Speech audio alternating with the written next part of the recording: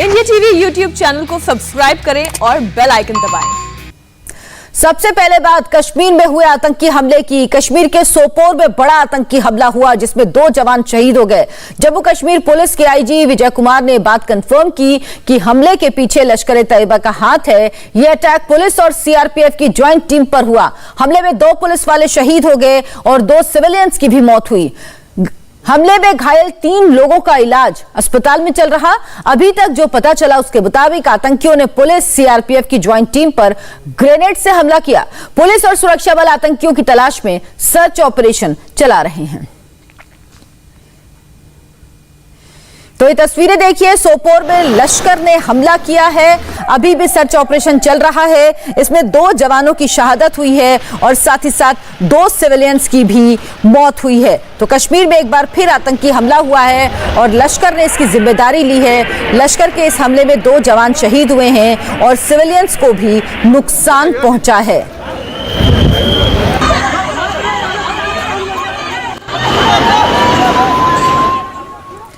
और हमारे साथ मेहमान जुड़े हैं Ashwini Kumar Siwach, major general retired हैं। जीडी बख्शी साहब जुड़े हैं, मेजर जनरल रिटायर्ड हैं। और Manish Prasad, senior editor India TV के, वो भी हमारे साथ जुड़े हैं। मनीष, पहले तो इस पूरे ऑपरेशन के बारे में बताइए, इस पूरी घटना के बारे में।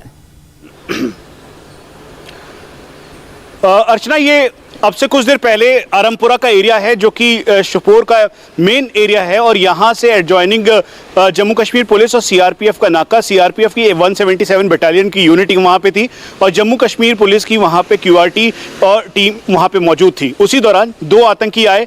उन्होंने स्टैंड ऑफ फायर के तौर पर, जो हमारे सोर्सेज ऑन ग्राउंड हैं उनके मुताबिक, करीबन 30 राउंड यानी 1 मैगजीन पूरी खाली की AK-47 की, उससे फायर किया। उसी फायरिंग के दौरान पे 2 वहाँ पर जो सिविलियन थे उनको सबसे पहले गोली लगी। उसके बाद इससे पहले कि भारतीय सीआरपीएफ और साथ में जो जम्मू कश्मीर पुलिस के जवान थे वो एम ले पाते, वो उनको रोक पाते, उससे पहले उन्होंने बर्स्ट राउंड फायर किया। उसमें जम्मू कश्मीर पुलिस के भी 2 जवान बुरी तरीके से जख्मी हुए और फिर उसके बाद वो शहीद हुए।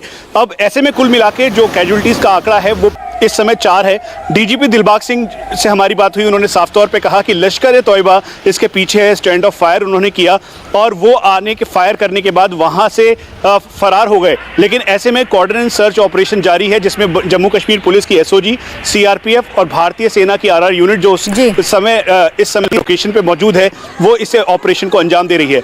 इसमें जो 2 सिविलियंस मारे गए हैं वो वहीं के रहने वाले हैं। उसके अलावा एक और सिविलियन के मारे जाने की अभी खबर आ रही है। औपचारिक तौर पर जो वहां पे हॉस्पिटल है उनके डॉक्टर ने हमें बताया कि हालत बहुत गंभीर है। तो इसीलिए औपचारिक तौर पर कुल मिला के 4 कैजुअल्टीज इसमें हुई है। इसमें 2 बड़ी बातें हैं। पहली बात कि इस समय ये बौखलाहट साफ दिखाई देती है क्योंकि इससे पहले भी वो नाका और पेट्रोलिंग टीम के ऊपर आतंकी स्टैंड ऑफ फायर के तौर पर अटैक करके भागने की कोशिश और फिराक में कई बार ये हमला किया है। उनके पास इस समय वेपन्स का बहुत ज़्यादा अभाव है और यही वजह है कि ये बौखलाहट और प्रेशर बिल्डअप करने की वजह से ये पाकिस्तान परस्त आतंकी और उनके सिंपथाइजर्स ये इस समय ये आतंकी वारदातों को अंजाम दे रहे हैं। पाकिस्तान में नहीं बैठे मनीष, कभी-कभी लगता है कि क्या देश में बैठे लोग भी इनके सिंपथाइजर हैं। मेजर जनरल बख्शी, एक तरफ आतंकवादी ये हमला करते हैं लेकिन तब कोई इंसानियत, जमहूरियत या कश्मीरियत की बात नहीं करता, लेकिन दिग्विजय सिंह जो मध्य प्रदेश के मुख्यमंत्री रहे, राहुल गांधी के करीबी हैं, वो कहते हैं कि अगर कांग्रेस की सरकार आई तो 370 हटाने पर फैसला होगा। और सबसे बड़ी बात, वो पाकिस्तानी पत्रकारों की मौजूदगी में बात कहते हैं। देखिए, कोई हैरानी की बात नहीं है।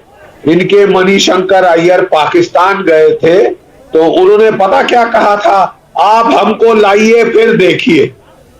मतलब ये पाकिस्तान की आईएसआई से अपील कर रही है कि आप पैसे लगाइए, आप हमको जितवाइए, फिर देखिए हम क्या क्या करते हैं आपके लिए। तलवे चाटते हैं पाकिस्तान के। 370 पहले तो लगना ही नहीं चाहिए था। आज से 75 साल पहले बड़ी भारी भूल की हमने। अब जब देर आए दुरुस्त आए, उसको हटा दिया गया है। तो यहां कांग्रेस के नेता, देखिए जहलियत की हद है कि वो पाकिस्तान के लोगों से, पत्रकारों से बात करके आश्वासन दे रहे हैं कि आप हमको वापस ले तो आइए, हम जो है 370 को वापस लगा देंगे। आप जो इतिहास का पहिया है उसे उल्टा नहीं घुमा सकते, आप घड़ी की सुई को उल्टा नहीं ला सकते। जब से 370 गया है, वैली में अमन है, सुकून है, चैन है, पत्थरबाजी बिल्कुल बंद, तकरीबन जीरो पे आ गई है। टेररिस्ट वारदात भी छुटपुट ही रह गई है। जो टेररिस्ट हिमाकत करता है उसकी शेल्फ लाइफ कुछ महीनों की नहीं, चंद दिनों और घंटों की रह गई है। आज भी जो हमला करने की कोशिश की है, मुझे पक्का यकीन है अगले 2-3 दिन में उनकी लाशें गिरी होंगी जिन्होंने ये हिमाकत करने की कोशिश की है। बिल्कुल। और दिग्विजय सिंह साहब को समझ जाना चाहिए कि इतिहास बहुत आगे जा चुका है। इतिहास की सुई, इतिहास की घड़ी को पीछे नहीं घुमाया जा सकता। मेजर जनरल सिराज, जब दिग्विजय सिंह जैसे नेता ये बयान देते हैं देश के अंदर बैठ के, जो बड़े नेता इस देश में कहे जाते हैं, तो जो ऐसे आतंकी संगठन होते हैं, जो ऐसे आतंकी होते हैं, क्या उनका मनोबल नहीं बढ़ता? उनको नहीं लगता कि उनके सिंपैथाइजर भारत में भी बैठे हुए हैं? हाँ बिल्कुल अर्चना, इसमें कोई शक नहीं कि इससे उनका मनोबल बढ़ता है। मगर सच्चाई ये है कि आज जो आतंकवाद है अपनी लास्ट स्टेज में है कश्मीर घाटी में। जो 100 से 125 के करीब लश्कर तोबा जैसे मोहम्मद हिजबुल मुजाहिदीन और अल बदर के मिला के आतंकवादी रह गए। और जिस प्रकार से सीज फायर को फॉलो किया जा रहा है लास्ट 3 महीने से, कोई फ्रेश इन्फिल्ट्रेशन नहीं हुई है और 60 के करीब आतंकवादी मार चुके गए हैं लास्ट 3 महीने के अंदर। ऐसे में आज पाकिस्तान बुखला हुआ है और पाकिस्तान की ISI चाहती थी कि कोई फ्रेश कैडर भेजा जाए और यह फ्रेश लीडरशिप भेजा जाए, वो बात हो नहीं रही है। और जिस प्रकार से कोई दुख भरे हमारे अपने पॉलिटिशियन अगर ऐसी स्टेटमेंट पास कर देते हैं तो वो एक काउंटर इफेक्ट करता है। तो ये जो आतंकवादी जिनका आज कोई वजूद नहीं है कश्मीर घाटी में, क्योंकि वो आज रिसीविंग एंड में है, आज रेडिकलाइजेशन ऑलमोस्ट जीरो हो गया है, पत्थरबाजी की घटनाएं नहीं होती है और कश्मीर घाटी अमन और शांति की तरफ जा रही है। तो ऐसे में ऐसा टाइप का बयान जो है वो गलत है। और सच्चाई यह है कि जो आर्टिकल 370 और 35A को एब्रोगेट किया गया है, चाहे कोई भी गवर्नमेंट आने वाले समय में आ जाए, इसको दोबारा नहीं लाया जा सकता। ये एक हिस्ट्री होगा जैसे जनरल बख्शी साहब बता रहे थे, और ये एक भारत के लिए बहुत अच्छी बात हुई है। आज अमन शांति है कश्मीर घाटी में, लद्दाख के अंदर, जम्मू कश्मीर में, और ये एक प्रकार से डेवलपमेंट की तरफ जा रहा है। टूरिज्म बढ़ गया है, इंडस्ट्री आ गई है, पंचायत इलेक्शन हुए हैं और वहां पर डिस्ट्रिक्ट डेवलपमेंट काउंसिल के इलेक्शन हुए। ऐसे में आप बात करते हो आर्टिकल 370 और 35A लाने की, कहां की बात कर रहे हो? आज आप देखें कि किस प्रकार से भारत का हिस्सा जम्मू और कश्मीर कहां जा रहा है। आपने POK की हालत देखी है, वहां पर सेकंड क्लास सिटीजन है, बिजली पानी और कुछ नहीं मिलता। गिलगित बाल्टिस्तान में लोग सड़कों पे आ रहे हैं। POK मुजफ्फराबाद में लोग चाहते हैं नीलम गांधी का मोड़ जो ये पंजाब की तरफ कर रहे हैं उसको दोबारा मुजफ्फराबाद की तरफ किया जाए। तो ऐसे में जो सच्चाई ये है कि आज आतंकवाद लास्ट पहल पे है जम्मू और कश्मीर में, और जिस प्रकार से ऑल आउट ऑपरेशन चला हुआ है, आने वाले 1 या 1.5 साल के अंदर इसका बिल्कुल पूरी तरह आतंकवाद समाप्त हो जाएगा। और इसी को लेकर ये आतंकवादी सबसे ज्यादा परेशान हैं। मनीष भी कुछ पूछना चाहते हैं बख्शी साहब आपसे। मनीष बताइए। जनरल बख्शी, ये पाकिस्तान की बौखलाहट भी दिखाई दे रही है, क्योंकि एक तरीके से पाकिस्तान परस्त जो आतंकी संगठन है ना, तो उनके पास पैसा है, हथियार है और उनके ऊपर दबाव पाकिस्तान का बहुत ज्यादा है कि वो आतंकी वारदातों को अंजाम दे। किस तरीके से आप इसको एनालाइज करते हैं, खासतौर पे तब जब इसी साल में अभी तक करीबन 55 के लगभग आतंकी मार गिराए गए हैं, जो यूथ रेडिकलाइज हुए थे, जिनको इन्होंने गुमराह किया था, वो 38 की संख्या में है, उसमें से भी डीरेडिकलाइज यूथ बहुत ज्यादा हो रहे हैं। जनरल बख्शी,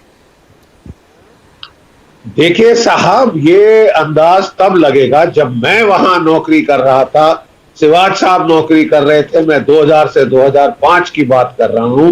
वहां से 3,500 से 5,000 टेररिस्ट उस वक्त, ज्यादातर 60% फॉरेन टेररिस्ट थे जम्मू कश्मीर में। आज 150 से कम है, 150 से कम है। हालत पतली है, उनके पास ना हथियार आ रहे हैं, ना असला आ रहा है, अम्युनिशन नहीं आ रहा, और फिर भी पाकिस्तान उन पे जोर डाल रहा है कि कुछ करो कुछ करो। तुर्की और चाइनीज ड्रोन्स का इस्तेमाल करके वो हथियार डालने की कोशिश कर रहा है इन टेररिस्टों के पास। इन्फिल्ट्रेशन बहुत कठिन हो गई है। तो इसके चलते पाकिस्तान ने 3 महीने पहले हमसे गिड़गिड़ा कर सीज फायर मांगा था। हमने सीज फायर दिया है, और कोई 2-3 महीनों से शांति रही है लाइन ऑफ कंट्रोल पे, कोई तोपें नहीं चली, कोई मल्टी बैरल रॉकेट लॉन्चर नहीं चले। तो हम देख रहे हैं पाकिस्तान फिर चुलबुली पे आ गया है, फिर वो दबाव डाल रहा है लश्कर-ए-तोयबा, जैशे मोहम्मद और ये जो कार्टून नेटवर्क है कि आप टेररिज्म को दोबारा जिलाइए जम्मू कश्मीर के अंदर। मैं बता दूं, जनरल शिवाज आपको लगता है? हाँ जी, मैं सिर्फ बता दूं कि पाकिस्तान ऑक्युपाइड कश्मीर में वहां पे नारे लग रहे थे ये जो दहशतगर्दी है इसके पीछे वर्दी है। अगर पाकिस्तान बाज नहीं आया अपनी हरकतों से, इस बार हम वर्दी के पीछे जाएंगे। अभी तक हमने कन्फाइन किया है अपने रिएक्शंस को पाकिस्तान के टेररिस्टों पे, ये कार्टून नेटवर्क्स के ऊपर, लेकिन अगर नहीं बाज आया असली टेररिस्ट वहां पाकिस्तान के वर्दी वाले हैं, वो तो सीज फायर लेके आराम से बैठे हैं और टेररिस्टों को आगे भेज रहे हैं, बढ़ावा दे रहे हैं। ये नहीं चलेगा जी। मेजर जनरल शिवाज जो बात कह रहे हैं, आपको मेजर जनरल बख्शी कह रहे हैं कि अब ये आतंकवाद खत्म होने वाला है, कुछ ही वक्त बचा है, ऑपरेशन ऑल आउट के बाद बौखलाहट है। लेकिन दूसरी तरफ अब पाकिस्तान में पैनल डिस्कशन सुनिए, वहां पर लगातार जिक्र होता है कि उनके सिंपथाइजर, चाहे कांग्रेस की बात वो करते हैं, वो ममता बनर्जी की बात करते हैं, वो लेफ्ट पार्टीज की बात करते हैं कि उनके सिंपथाइजर यहां पे हैं। लेकिन क्या किसी भी तरह से 370 में कोई भी बदलाव संभव हो सकता है?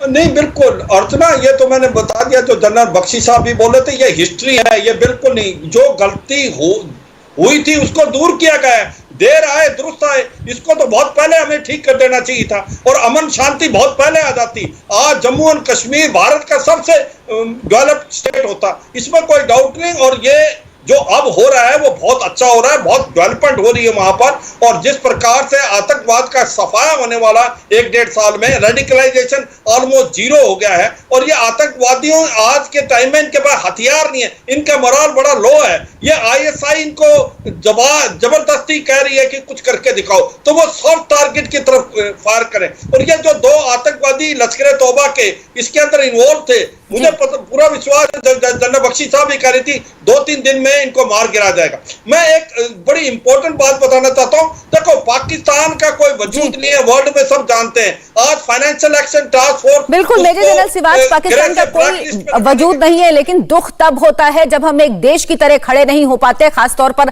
आतंकवाद के मुद्दे पर पाकिस्तान के सामने जाकर कहते हैं कि अगर हमारी सरकार आई, यानी कांग्रेस की सरकार आई, तो 370 हटाने पर, 370 एक बार फिर से लागू करने पर विचार होगा। शर्म आती है ये बातें सुनकर। बहुत बहुत शुक्रिया आप सबका हमारे साथ इस चर्चा में जुड़ने के लिए। नमस्ते, मैं हूं मीनाक्षी जोशी। वीडियो और खबरों से अपडेट रहने के लिए India TV YouTube channel subscribe करें, बेल आइकन दबाना ना भूलें। जुड़े रहें इंडिया टीवी के साथ।